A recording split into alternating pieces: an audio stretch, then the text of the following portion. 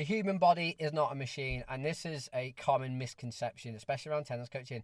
Last week, I seen an Instagram post by Rick Macy. Rick is a Hall of Fame tennis coach. He's coached number of world number ones. He's like an absolutely goat of tennis coaching.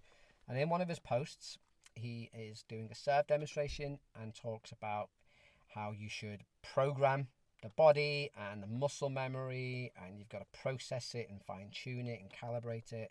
And he does a little service action without any ball, saying, okay, if you practice this over and over again, you will put in the programming into the body.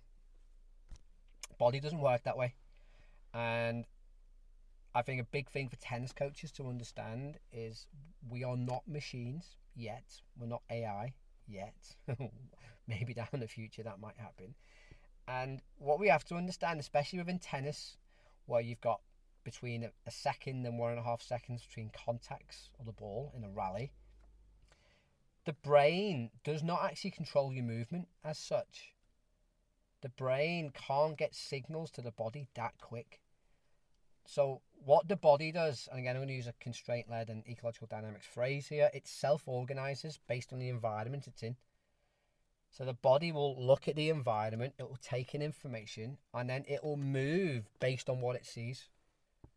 That's how clever the body is. What it won't do is use that information and then put it into some kind of formula or algorithm to find the perfect solution. And that's what tennis coaches get wrong, and that's what Rick Macy got wrong in that post.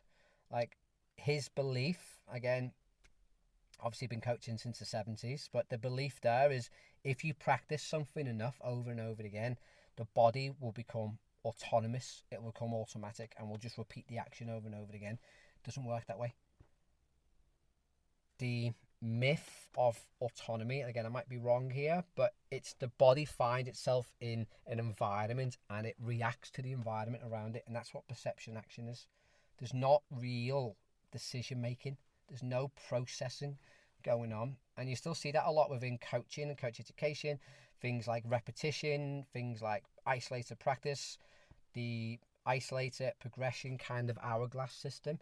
Again, these are all very outdated methodologies. And the human body doesn't work that way.